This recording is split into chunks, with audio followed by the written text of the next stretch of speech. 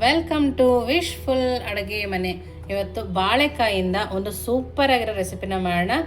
ಇಷ್ಟೇ ಬಾಳೆಕಾಯಿಂದ ನಾವು 2 ಥರ ರೆಸಿಪಿನ ಮಾಡ್ಕೊಬೋದು. ತುಂಬ ಸುಲಭವಾಗಿ ಮಾಡ್ಕೊಬೋದು. ಯಾವ ಥರ ಮಾಡೋದು ಅಂತ ನೋಡೋಣ ಬನ್ನಿ. ನಾವು ಮೊದಲಿಗೆ ಈ ಬಾಳೆಕಾಯಿನ ತೊಳ್ಕೊಂಡು ಬರೋಣ. ನೋಡಿ, ಈ ಥರ ತೆಗೆದುಬಿಟ್ಟು ನೀಟಾಗಿ ವಾಶ್ ಮಾಡ್ಕೊಂಡು ಬರಬೇಕು. ನೋಡಿ, ವಾಶ್ ಮಾಡ್ಕೊಂಡು ಬಂದಮೇಲೆ ಬಾಳೆಕಾಯ್ದು ಹಿಂದೆ ಭಾಗ ಹಾಗೆಯೇ ಮುಂದೆ ಭಾಗ ತಕ್ಕೊಂಡು ಸಿಪ್ಪೆನ ತಕ್ಕೊಳ್ಳೋಣ. ನೋಡಿ, ಈ ಥರ ನೀಟಾಗಿ ನಾವು ಸಿಪ್ಪೆನ ತಕ್ಕೋಬೇಕು. ನಿಮಗೆ ಎಷ್ಟು ಬಾಳೆಕಾಯಿ ಬೇಕೋ ಅಷ್ಟು ಬಾಳೆಕಾಯಿನೂ ಈ ಥರ ತೊಳ್ಕೊಂಡು ಸಿಪ್ಪೆನ ತೆಗೆದು ಇಟ್ಕೊಬೇಕು. ನೋಡಿ, ಎಲ್ಲ ಬಾಳೆಕಾಯ್ದು ಸಿಪ್ಪೆ ತಕ್ಕೊಂಡಿದ್ದೀವಲ್ಲ, ಇದನ್ನು ಪಕ್ಕಕ್ಕಿಟ್ಟು ಒಂದು ಬಟ್ಲು ಫುಲ್ಲು ನೀರನ್ನು ತಗೊಂಡಿದ್ದೀನಿ. ಆ ನೀರಿಗೆ ಸ್ವಲ್ಪ ಉಪ್ಪನ್ನು ಸೇರಿಸಿ ಇದನ್ನು ಪಕ್ಕಕ್ಕೆ ಎತ್ತಿಟ್ಕೊಳ್ಳೋಣ. ನೋಡಿ, ಇವಾಗ ಬಾಳೆಕಾಯಿನ ನಾವು ಮಧ್ಯಕ್ಕೆ ಕಟ್ ಮಾಡ್ತಾಯಿದ್ದೀವಿ. ಕಟ್ ಮಾಡಿ ಇದನ್ನು ಈ ಥರ ಸಣ್ಣ ಸಣ್ಣದಾಗಿ ಮಾಡ್ಕೋಬೇಕು. ನಾವು ನೋಡ್ತಾ ಇದ್ದೀರಲ್ಲ, ಈ ಥರ ನಾವು ಶೇಪಲ್ಲಿ ಕಟ್ ಮಾಡ್ಕೊಬೇಕು. ನೋಡಿ, ಇದು ದಪ್ಪ ಅನ್ನಿಸ್ತಂದರೆ ಇದರಲ್ಲಿ 2 ಭಾಗವಾಗಿ ಮಾಡ್ಕೊಳ್ಳೋಣ. ನೋಡಿ, ಈ ಥರ ಕಟ್ ಮಾಡ್ಕೊಳ್ತೀವಲ್ಲ, ತುಂಬ ಚೆನ್ನಾಗಿ ಬರುತ್ತೆ ಆವಾಗ. ನೋಡಿ, ನಾವು ಈ ಥರ ಕಟ್ ಮಾಡ್ಕೊಂಡಿದ್ದೀವಲ್ಲ, ಇದನ್ನು ಇವಾಗ ಉಪ್ಪು ಹಾಕಿಟ್ಕೊಂಡ್ವಲ್ಲ ಆ ನೀರೊಳಗಡೆ ಹಾಕೋಣ. ಯಾಕಂದರೆ ನಾವು ಮಾಡೋವರೆಗೂ ಕಪ್ಪಾಗೋದಿಲ್ಲ ಅಂಥೇಳಿ ನೀರೊಳಗಡೆ ಹಾಕೊಳ್ಳೋದು. ನೋಡಿ, ಎಲ್ಲದನ್ನು ಅದೇ ಥರ ಕಟ್ ಮಾಡಿ ನಾನು ನೀರೊಳಗಡೆ ಹಾಕ್ಕೊಳ್ತಾ ಇದ್ದೀನಿ.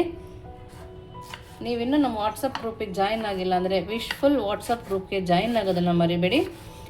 ನೋಡಿ, ಎಲ್ಲ ಬಾಳೆಕಾಯಿನೂ ಅದೇ ಥರ ಕಟ್ ಮಾಡಿ ನೀರಲ್ಲಿ ಹಾಕ್ಕೊಂಡಿದ್ದೀನಿ. ನೋಡಿ, ಈ ಥರ ಉಪ್ಪು ನೀರಲ್ಲಿ ಹಾಕೋದ್ರಿಂದ ಕಪ್ಪಾಗಲ್ಲ. ನಾವು ಮಾಡೋವರೆಗೂ ಇದೇ ಥರ ಬಿಳಿಗೆ ಫ್ರೆಶ್ಶಾಗೇ ಇರುತ್ತೆ. ಇವಾಗ ಇದರಲ್ಲಿ ಸ್ವಲ್ಪ ತಕ್ಕೊಳ್ಳೋಣ. ನಾವು ನೀರನ್ನು ತೆಗೆದು ಸ್ವಲ್ಪನೇ ತಕ್ಕೊಂಡು ಒಂದು ಬೌಲ್ ಥರ ಇರೋ ಪ್ಲೇಟ್ನ ತಗೊಂಡು ಹಾಕ್ಕೊಳ್ತಾ ಇದ್ದೀನಿ. ನೋಡಿ, ಈ ಥರ ಹಾಕ್ಕೋಬೇಕು. ನೋಡಿ, ಈ ಥರ ಹಾಕ್ಕೊಂಡ್ಮೇಲೆ ರುಚಿಗೆ ತಕ್ಕಷ್ಟು ಉಪ್ಪನ್ನು ಸೇರಿಸ್ಕೊಳ್ಳೋಣ. ಹಾಗೆಯೇ ಉದ್ದಕ್ಕೆ ಕಟ್ ಮಾಡಿರೋ 2 ಈರುಳ್ಳಿನ ತಗೊಂಡಿದ್ದೀನಿ, ಅದನ್ನು ಕೂಡ ಸೇರಿಸ್ಕೋಬೇಕು. ಸಣ್ಣದಾಗಿ ಕಟ್ ಮಾಡಿರೋ ಕರಿಬೇವಿನ ಸೊಪ್ಪನ್ನು ಕೂಡ ಹಾಕ್ಕೊಂಡಿದ್ದೀನಿ. ಸ್ವಲ್ಪ ಕೊತ್ತಂಬರಿ ಸೊಪ್ಪು, ಸ್ವಲ್ಪ ಹಸಿಮೆಣಸಿನ್ಕಾಯಿ, ಸ್ವಲ್ಪ ಶುಂಠಿ ಬೆಳ್ಳುಳ್ಳಿ ಪೇಸ್ಟು, ಒಂದು ಅರ್ಧ ಸ್ಪೂನ್ ಆದರೆ ಸಾಕಾಗತ್ತೆ. ಹಾಗೆಯೇ ಒಂದು ಅರ್ಧ ಸ್ಪೂನ್ ಆಗೋಷ್ಟು ಜೀರಿಗೆ, ಒಂದು 1/4 ಸ್ಪೂನ್ ಆಗೋಷ್ಟು ಅಜ್ವಾಯಿನ ಹಾಕ್ಕೊಳ್ತಾ ಇದ್ದೀನಿ. ಸ್ವಲ್ಪ ಅರಿಶಿನ ಪುಡಿ, ಹಸಿಮೆಣಸಿನ್ಕಾಯಿ ಕೂಡ ಹಾಕಿರ್ತೀವಲ್ಲ, ಖಾರದ ಪುಡಿನ ಸ್ವಲ್ಪನೇ ಹಾಕೋಣ. ಸ್ವಲ್ಪ ಚಿಲ್ಲಿ ಫ್ಲೇಕ್ಸ್ನ ಹಾಕ್ಕೊಳ್ತಾ ಇದ್ದೀನಿ. ನೋಡಿ, ಇಷ್ಟನ್ನು ಹಾಕಿ ನೀಟಾಗಿ ಕೈ ಆಡಿಸ್ಕೊಬೇಕು. ನಾವು ಈರುಳ್ಳಿ ಹಾಕಿರೋದ್ರಿಂದ ಚೆನ್ನಾಗಿ ನೀರು ಬಿಡುತ್ತೆ. ನಿಮ್ಮನೇಲಿ ಕೂಡ ಈ ಥರ ಮಾಡ್ತಾಯಿದ್ರೆ ಯಾವ ರೀತಿ ಮಾಡ್ತೀರಾ, ಇನ್ನೂ ಏನು ಆ್ಯಡ್ ಮಾಡ್ತೀರಾ ಅಂತ ಕೂಡ ತಿಳಿಸೋದನ್ನು ಮರಿಬೇಡಿ. ನೋಡಿ, ಈ ಥರ ಕಲಸಿದ ಮೇಲೆ ಇದನ್ನು ಕೈಯಲ್ಲಿ ಕ್ರಷ್ ಮಾಡಿ ಕಲಿಸ್ಬೇಡಿ, ಯಾಕೆಂದರೆ ಬಾಳೆಕಾಯಿ ಮುರಿದೋಗೋ ಚಾನ್ಸ್ ಇರುತ್ತೆ. ಇದೇ ಥರ ಸಾಫ್ಟಾಗಿ ನೀವು ಇದನ್ನು ಮಿಕ್ಸ್ ಮಾಡಿ. ನೋಡಿ, ಈ ಥರ ಮಿಕ್ಸ್ ಮಾಡಿ ಇದನ್ನು ಪಕ್ಕಕ್ಕೆ ಎತ್ತಿಟ್ಕೊಳ್ಳೋಣ. ನೆಕ್ಸ್ಟ್ ಏನು ಮಾಡೋದು ನೋಡೋಣ ಬನ್ನಿ. ನೋಡಿ, ಒಂದು ಮಿಕ್ಸಿ ಜಾರ್ನ ತೊಗೊಂಡು ಒಂದು 4 ಎಸಳು ಬೆಳ್ಳುಳ್ಳಿನ ಹಾಕ್ಕೊಳ್ತಾ ಇದ್ದೀನಿ. ಹಾಗೆಯೇ ಒಣಮೆಣಸಿನ್ಕಾಯಿ, ಒಂದು ಅರ್ಧ ಹೋಳಾಗೋಷ್ಟು ತೆಂಗಿನಕಾಯಿ ತುರಿ, ಒಂದು ಅರ್ಧ ಸ್ಪೂನ್ ಜೀರಿಗೆ, ಒಂದು 2 ಇಂಚ್ ಆಗೋಷ್ಟು ಶುಂಠಿನ ಹಾಕಿ ನೀರು ಹಾಕದೇ ತರಿಯಾಗಿ ನಾವು ಇದನ್ನು ರುಬ್ಕೊಂಬರೋಣ. ನೋಡಿ, ನೀರು ಹಾಕದೇ ಈ ಥರ ತರಿಯಾಗಿ ರುಬ್ಕೊಂಬಂದಿರೋದು. ಇದನ್ನು ಪಕ್ಕಕ್ಕೆ ಇಟ್ಟು ನೆಕ್ಸ್ಟ್ ಏನು ಮಾಡೋದು ನೋಡೋಣ ಬನ್ನಿ. ನೋಡಿ, ನಾನಿಲ್ಲಿ ಒಂದು ಬಾಣಲಿನ ತೊಗೊಂಡಿದ್ದೀನಿ. ಒಂದು 2 ಸ್ಪೂನ್ ಆಗೋಷ್ಟು ನಾನಿಲ್ಲಿ ಎಣ್ಣೆನ ಹಾಕ್ಕೊಳ್ತಾ ಇದ್ದೀನಿ. ನೋಡಿ, ಎಣ್ಣೆ ಸ್ವಲ್ಪ ಕಾದ್ಮೇಲೆ ಒಂದು ಸ್ವಲ್ಪ ಜೀರಿಗೆನಾರು ಹಾಕ್ಕೋಬೋದು, ಸಾಸಿವೆ ಇದ್ದರೆ ಸಾಸಿವೆ ಕೂಡ ಹಾಕ್ಕೋಬೋದು. ಉದ್ದಿನ ಬೇಳೆನ ಹಾಕ್ಕೊಳ್ತಾ ಇದ್ದೀನಿ, ಒಂದು ಅರ್ಧ ಸ್ಪೂನ್ ಆಗೋಷ್ಟು. ಹಾಗೆಯೇ ಸ್ವಲ್ಪ ಕರಿಬೇವಿನ ಸೊಪ್ಪು ಹಾಕಿದ್ಮೇಲೆ ಉದ್ದಿನ ಬೇಳೆ ಸ್ವಲ್ಪ ಕೆಂಪಾಗೋ ತನಕ ನಾವು ಫ್ರೈ ಮಾಡ್ಕೊಳ್ಳೋಣ. ನೋಡಿ, ಇವಾಗ ಸ್ವಲ್ಪ ಕೆಂಪಾಗಿದೆ. ಇವಾಗ 2 ಈರುಳ್ಳಿನ ಸಣ್ಣದಾಗಿ ಕಟ್ ಮಾಡ್ಕೊಂಡಿದ್ದೆ, ಅದನ್ನು ಸೇರಿಸ್ಕೊಳ್ತಾ ಇದ್ದೀನಿ. ನೋಡಿ, ಈರುಳ್ಳಿದು ಹಸಿ ವಾಸನೆ ಹೋಗಿ ಸ್ವಲ್ಪ ಕೆಂಪು ಬಣ್ಣ ಬರೋ ತನಕ ಫ್ರೈ ಮಾಡ್ಕೊಳ್ಳೋಣ. ನೋಡಿ, ಈರುಳ್ಳಿ ಸ್ವಲ್ಪ ಫ್ರೈ ಆಗಿದೆ, ಹಸಿ ವಾಸನೆ ಹೋಗಿ ಸ್ವಲ್ಪ ಕೆಂಪು ಬರ್ತದೆ. ನೋಡಿ, ಈ ಟೈಮಲ್ಲಿ ನಾವು ಬಾಳೆಕಾಯಿನ ನೀರಲ್ಲಿ ಹಾಕ್ಕೊಂಡಿದ್ವಲ್ಲ ಅದನ್ನು ಸೇರಿಸ್ಕೊಳ್ಳೋಣ. ನೋಡಿ, ನಾವು ಈ ಥರ ತೆಳುವಾಗಿ ಕಟ್ ಮಾಡೋದ್ರಿಂದ ಬೇಯೋದು ಕೂಡ ಬೇಗ ಆಗುತ್ತೆ. ಯಾರಾದರೂ ಗೆಸ್ಟ್ ಬಂದಾಗ ದಿಢೀರಂತ ಮಾಡ್ಕೋಬೋದು. ಇದನ್ನು ನಿಧಾನಕ್ಕೆ ತಿರುಗಿಸ್ಕೊಳ್ಳೋಣ.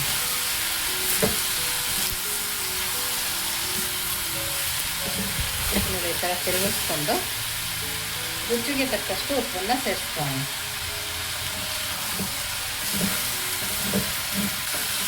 ನಾವು ಫ್ಲೇಮ್ನ ಮೀಡಿಯಮ್ ಫ್ಲೇಮಲ್ಲಿ ಇಟ್ಕೊಂಡ್ರೆ ಚೆನ್ನಾಗಿ ಬರುತ್ತೆ.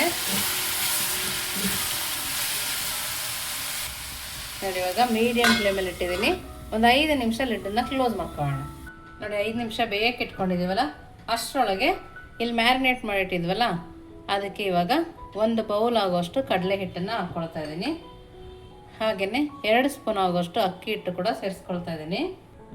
ನೋಡಿ, ಸೇರಿಸ್ಕೊಂಡು ನಿಧಾನಕ್ಕೆ ಕಲಿಸ್ಕೊಬೇಕು. ನೋಡ್ತಾ ಇದ್ದೀರಲ್ಲ, ನೀರು ಎಷ್ಟು ಚೆನ್ನಾಗಿ ಬಿಟ್ಟಿದೆ ನೋಡಿ, ತುಂಬ ಚೆನ್ನಾಗಿ ನೀರು ಬಿಟ್ಟಿರುತ್ತೆ. ನಾವು ನೀರು ಹಾಕಂಗೆ ಕಲಿಸ್ಕೊಳ್ಳೋದೇ ಬೇಕಾಗಲ್ಲ. ಕೊನೆಗೆ ಬೇಕಾದರೆ ಒಂದು ಸ್ವಲ್ಪ ಹಾಕಿ ನಾವು ಕಲಿಸ್ಕೊಬೋದು. ನಿಮಗೆ ಖಾರ ಜಾಸ್ತಿ ಬೇಕಂದರೆ ಇನ್ನೂ ಸ್ವಲ್ಪ ಖಾರನ ಹಾಕೋಬೋದು. ನೀವು ಇದನ್ನು ಮಾಡುವಾಗಲೇ ಕಲಿಸ್ಕೊಬೇಕು. ಇಲ್ಲ ಕಲಿಸ್ಕೊಂಬಿಟ್ಟು ಇಟ್ಬಿಟ್ಟು ಆಮೇಲೆ ಮಾಡ್ತೀವಿ ಅಂದರೆ ಸ್ವಲ್ಪ ನೀರು ಜಾಸ್ತಿ ಬಿಡುತ್ತೆ, ಈರುಳ್ಳಿ ಹಾಕಿರ್ತೀವಲ್ಲ. ಹಾಗಾಗಿ ನೀವು ಮಾಡೋ ಟೈಮಲ್ಲಿ ಇದನ್ನು ಕಲಿಸ್ಕೊಂಡ್ರೆ ತುಂಬ ಚೆನ್ನಾಗಿ ಬರುತ್ತೆ. ಈ ಟೈಮಲ್ಲಿ ಉಪ್ಪನ್ನು ಕೂಡ ನೋಡ್ಕೋಬೋದು. ಇವಾಗ ಕೈಗೆ 1 ಸ್ಪೂನ್ ಆಗೋಷ್ಟು ನೀರನ್ನು ಹಾಕ್ಕೊಳ್ತಾ ಇದ್ದೀನಿ. ನೋಡಿ, 1 ಸ್ಪೂನ್ ಆಗೋಷ್ಟು ನೀರನ್ನು ಹಾಕ್ಕೊಂಡು ಕಲಿಸ್ಕೊಳ್ತಾ ಇದ್ದೀನಿ. ನಿಮಗೆ ಹದ ಗೊತ್ತಾಗತ್ತೆ, ಆ ಥರ ನೋಡಿ ನಾವು ಕಲಿಸ್ಕೊಬೇಕು. ನೋಡಿ, ಈ ಥರ ಕಲಿಸ್ತಾ ಅದರಲ್ಲೇ ಸ್ವಲ್ಪ ನೀರು ಬಿಡುತ್ತೆ, ಅದರಲ್ಲೇ ನಾನು ಇದನ್ನು ಕಲಿಸ್ಕೊಂಡಿದ್ದೀನಿ. ನಮಗೆ ಜಸ್ಟ್ ಈ ಥರ ಉಂಡೆ ಮಾಡೋಕ್ಕೆ ಬಂದರೆ ಸಾಕು. ನೋಡ್ತಾ ಇದ್ದೀರಲ್ಲ, ಇಷ್ಟಾದರೆ ಸಾಕಾಗತ್ತೆ. ಇವಾಗ ನಾವು 5 ನಿಮಿಷ ಬೇಯಕ್ಕೆ ಇಟ್ಟಿದ್ವಲ್ಲ, ಅದೇನಾಗಿದೆ ನೋಡ್ಕೊಂಬರೋಣ ಬನ್ನಿ. ನೋಡಿ, ಈಗ 5 ನಿಮಿಷ ಆಗಿದೆ. ಒಂದು ಸರಿ ಈ ಥರ ತಿರುಗಿಸಿ ನೋಡ್ಕೊಳ್ಳೋಣ. ನೋಡಿ, ಸಾಫ್ಟಾಗಿದೆ. ನಾವು ತೆಳುವಾಗಿ ಹೆಚ್ಕೊಂಡಿರೋದ್ರಿಂದ ಬೇಗ ಸಾಫ್ಟ್ ಆಗುತ್ತೆ. ಇವಾಗ ನಾವು ಇದಕ್ಕೆ ಸ್ವಲ್ಪ ಅರಿಶಿನ ಪುಡಿ, ಖಾರಕ್ಕೆ ಸ್ವಲ್ಪ ಖಾರದ ಪುಡಿ, ಒಣಮೆಣಸಿನ್ಕಾಯಿ ಕೂಡ ಹಾಕಿರ್ತೀವಿ, ನೋಡಿ ಹಾಕೋಬೇಕು. ಸ್ವಲ್ಪ ಗರಂ ಮಸಾಲ ಪುಡಿ, ಹಾಗೆಯೇ ನಾವು ಮಿಕ್ಸಿ ಮಾಡ್ಕೊಬಂದ್ವಲ್ಲ ಪೌಡರ್, ಅದನ್ನು ಕೂಡ ಹಾಕ್ಕೊಳ್ತಾ ಇದ್ದೀನಿ. ನೋಡಿ, ಇಷ್ಟನ್ನು ಹಾಕ್ಕೊಂಡು ಮೀಡಿಯಮ್ ಫ್ಲೇಮಲ್ಲಿ ಇಟ್ಕೊಂಡು ತಿರುಗಿಸ್ಕೊಳ್ತಾ ಇದ್ದೀನಿ. ನೋಡೋಕ್ಕೂ ಸೂಪರಾಗಿರುತ್ತೆ. ರಸಮ್ ಜೊತೆಗಾಗಲಿ ಅಥವಾ ಬೇಳೆ ಸಾಂಬಾರು ಮಾಡಿರ್ತೀವಲ್ಲ, ಆ ಟೈಮಲ್ಲಾಗಲಿ ಈ ಥರ ಮಾಡಿಕೊಂಡ್ರೆ ತುಂಬ ಚೆನ್ನಾಗಿರುತ್ತೆ. ಸೈಡ್ ಡಿಶ್ಶಾಗಿ ಕೂಡ ನಾವು ಇದನ್ನು ಮಾಡ್ಕೊಬೋದು. ನೋಡಿ, ಈ ಥರ ಚೆನ್ನಾಗಿ ತಿರುಗಿಸ್ಕೊಂಡು ಒಂದು 5 ನಿಮಿಷ ಮೀಡಿಯಮ್ ಫ್ಲೇಮಲ್ಲೇ ಲಿಡ್ಡನ್ನು ಕ್ಲೋಸ್ ಮಾಡ್ಕೊಳ್ಳೋಣ. ನೋಡಿ, 5 ನಿಮಿಷ ಆಗಿದೆ. ಇವಾಗ ಇದಕ್ಕೆ ಕೊತ್ತಂಬರಿ ಸೊಪ್ಪನ್ನು ಹಾಕ್ಕೊಳ್ಳೋಣ. ಕೊತ್ತಂಬರಿ ಸೊಪ್ಪು ಹಾಕಿ ಒಂದು ಸರಿ ಕೈ ಆಡಿಸ್ಕೊಂಡ್ರೆ ನಮ್ಮ ಪಲ್ಯ ರೆಡಿ. ತುಂಬ ಚೆನ್ನಾಗಿದೆ. ನಾವು ಉಪ್ಪನ್ನು ಮೊದಲೇ ಹಾಕ್ಕೊಂಡಿರೋದ್ರಿಂದ ಟೇಸ್ಟ್ ನೋಡಿ ಬೇಕೆಂದರೆ ಹಾಕೋಬೋದು. ಸ್ಟವನ್ನು ಆಫ್ ಮಾಡಿಕೊಂಡು ಪಕ್ಕಕ್ಕೆ ತೆಗೆದುಕೊಳ್ಳೋಣ. ನಾವು ಕಲಸಿಟ್ಕೊಂಡಿದ್ವಲ್ಲ, ಅದನ್ನು ಏನು ಮಾಡೋದು ನೋಡೋಣ ಬನ್ನಿ. ನೋಡಿ, ಎಣ್ಣೆನ ಚೆನ್ನಾಗಿ ಕಾಯಿಸ್ಕೊಂಡಿದ್ದೀನಿ. ಹೈ ಫ್ಲೇಮಲ್ಲಿ ಇಟ್ಟು ಕಾಯಿಸ್ಕೊಂಡು ಮೀಡಿಯಮ್ ಫ್ಲೇಮಲ್ಲಿ ಇರಬೇಕಾದ್ರೆ ಈ ಥರ ಮಾಡಿ ನಾವು ಎಣ್ಣೆ ಒಳಗಡೆ ಬಿಡಬೇಕು. ಇದು ಎಣ್ಣೆಗೆ ಹಾಕೋದು ಕೂಡ ಈಸಿ. ಗೆಸ್ಟ್ ಬಂದಾಗ ದಿಢೀರಂತ ಮಾಡ್ಕೊಡ್ಬೋದು, ಅಥವಾ ಸಂಜೆ ಟೈಮ್ ಮಕ್ಕಳು ಬಂದಾಗ ಏನಾದರೂ ಸ್ನ್ಯಾಕ್ಸ್ ಬೇಕು ಅಂತ ಕೇಳಿದ್ರೆ ಆವಾಗ ಕೂಡ ನಾವು ಇದನ್ನು ಮಾಡಿಕೊಡ್ಬೋದು. ಬೇಗ ಕೂಡ ಆಗುತ್ತೆ. ಗೆಸ್ಟ್ ಬರ್ತಾರೆ ಅಂದಾಗ ಏನು ಮಾಡೋದಪ್ಪ ಅಂದಾಗ 2 ಥರ ರೆಸಿಪಿನೂ ಪಟಾಪಟ ಅಂತ ಮಾಡ್ಬೋದು. ನೋಡಿ, ಈ ಥರ 1 ನಿಮಿಷ ಕೈ ಆಡಿಸ್ಬೇಡಿ. ನೋಡಿ, 1 ನಿಮಿಷ ಆಗಿದೆ. ನೋಡಿ, ಇವಾಗ ನೀಟಾಗಿ ತಿರುಗಿಸ್ಕೊಳ್ಳೋಣ. ಪಾರ್ಟಿಗಳಿದ್ದಾಗ ಮಾಡಿಕೊಂಡ್ರು ಕೂಡ ಎಷ್ಟು ಚೆನ್ನಾಗಿರುತ್ತೆ ನೋಡಿ. ಬಾಳೆಕಾಯಿಂದ ಮಾಡಿದ್ದೀವಿ ಅಂತಲೇ ಅನಿಸಲ್ಲ, ಅಷ್ಟು ಚೆನ್ನಾಗಿರುತ್ತೆ. ಬಾಳೆಕಾಯಿಂದ ಅದೇ ಬಜ್ಜಿ ತಿಂದು ಬೇಜಾರಾಗಿದ್ದರೆ ಈ ಥರ ರೆಸಿಪಿನ ಮಳೆ ಬರೋ ಟೈಮಲ್ಲಿ ಕೂಡ ಮಾಡಿ ತಿಂದು ಕಮೆಂಟ್ ಮೂಲಕ ತಿಳಿಸಿ ಹೇಗಿತ್ತು ಅಂತೇಳಿ. ನೋಡಿ, ಇವಾಗ ಸ್ವಲ್ಪ ಕೆಂಪು ಕಲರ್ ಬರ್ತಾ ಇದೆಯಲ್ಲ, ಇವಾಗ ಇದು ರೆಡಿ ಇದೆ. ಇವಾಗ ಇದಕ್ಕೇನೆ ಒಂದು 4 ಹಸಿಮೆಣಸಿನ್ಕಾಯಿನ ಸೀಲೆ ಹಾಕ್ಕೊಂಡಿದ್ದೀನಿ.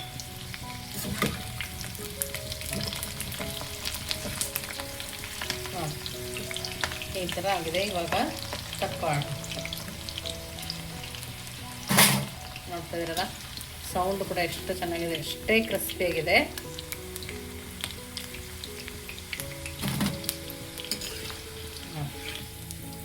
ಇದನ್ನು ಇವಾಗ ಸರ್ವ್ ಮಾಡೋಣ. ನೋಡಿ ನಾವು ಮಾಡ್ಕೊಂಡಿರೋ ಬಾಳೆಕಾಯಿ ಡ್ರೈ ಪಲ್ಯ ಕೂಡ ರೆಡಿ ಇದೆ. ಸೂಪರಾಗಿದೆ. ಬೇಳೆ ಸಾರು ಜೊತೆಗೆ ಮಾಡ್ಕೊಂಡ್ರಂತೂ ಹಪ್ಪಳ ಸಂಡಿಗೆ ಏನೂ ಕೇಳಲ್ಲ, ಅಷ್ಟು ಚೆನ್ನಾಗಿದೆ. 4 ಬಾಳೆಕಾಯಿ ಇದ್ದರೆ ಸಾಕು, ಬಂದವ್ರಿಗೆಲ್ಲ ಬಡಿಸ್ಬೋದು. ಅಷ್ಟು ಬೇಗ ಮಾಡ್ಕೊಬೋದು. 2 ಥರ ರೆಸಿಪಿಗಳನ್ನ ಮಾಡ್ಕೋಬೋದು. ನೋಡಿ ಎಷ್ಟು ಚೆನ್ನಾಗಿದೆ ಅಂಥೇಳಿ. ಎಷ್ಟು ಚೆನ್ನಾಗಿ ಬೆಂದಿದೆ ನೋಡಿ. ಸಾಫ್ಟಾಗಿ ಬೆಂದಿದೆ. ರುಚಿ ಕೂಡ ಅದ್ಭುತವಾಗಿದೆ. ನೀವು ನಿಜವಾಗ್ಲೂ ಮನೆಗೆ ಯಾರು ಬಂದಾಗ ಮಾಡಿಕೊಟ್ರೆ ತುಂಬಾ ಖುಷಿಪಟ್ಟು ತಿಂತಾರೆ. ಖಂಡಿತವಾಗ್ಲೂ ನೀವು ಒಂದ್ಸರಿ ಮನೇಲಿ ಮಾಡಿ ಹೇಗಿತ್ತು ಅಂತ ಕಮೆಂಟ್ ಮೂಲಕ ತಿಳಿಸೋದನ್ನು ಮರಿಬೇಡಿ. ನೋಡಿ ಬಿಸಿ ಬಿಸಿ ಪಕೋಡ ಕೂಡ ರೆಡಿ ಇದೆ. ನೋಡ್ತಾ ಇದ್ದೀರಲ್ಲ, ಗರಿಯಾಗಿದೆ. ಈ ಬೇಕರಿಲಿ ಆನಿಯನ್ ಪಕೋಡ ಮಾಡ್ತಾರಲ್ಲ ಆ ಥರ ಗರಿಯಾಗಿದೆ. ತುಂಬ ಅಂದರೆ ತುಂಬಾ ಚೆನ್ನಾಗಿದೆ. ನೀವು ಇದನ್ನು ಸಾಸ್ ಜೊತೆಗೆ ಬೇಕಾದರೂ ತಿನ್ಬೋದು, ಹಾಗೆ ಕೂಡ ತಿನ್ಬೋದು. ನೋಡಿ ತುಂಬಾ ಚೆನ್ನಾಗಿ ಬಂದಿದೆ ಪಕೋಡ. ನೋಡಿ ಎಷ್ಟು ಕ್ರಿಸ್ಪಿಯಾಗಿದೆ, ನೋಡ್ತಾ ಇದ್ದೀರಲ್ಲ. ನೋಡಿ ಸಾಸ್ ಜೊತೆಗೆ ತಿನ್ನೋಣ. ವಾವ್, ತುಂಬ ಅದ್ಭುತವಾಗಿದೆ. ಖಂಡಿತವಾಗೂ ನೀವು ಒಂದ್ಸರಿ ಮನೆಯಲ್ಲಿ ಟ್ರೈ ಮಾಡಿ ಹೇಗಿತ್ತು ಅಂತ ವಿಶ್ಫುಲ್ ಅಡುಗೆ ಮನೆಗೆ ಕಮೆಂಟ್ ಮೂಲಕ ತಿಳಿಸೋದನ್ನು ಮರಿಬೇಡಿ. ನೀವಿನ್ನೂ ನಮ್ಮ ಚಾನಲ್ ಲೈಕ್ ಮಾಡಿಲ್ಲ ಅಂದರೆ ಲೈಕ್ ಮಾಡಿ, ಶೇರ್ ಮಾಡಿ, ಸಬ್ಸ್ಕ್ರೈಬ್ ಮಾಡಿ. ವಿಶ್ಫುಲ್ ಅಡುಗೆ ಮನೆಗೆ ಥ್ಯಾಂಕ್ ಯು.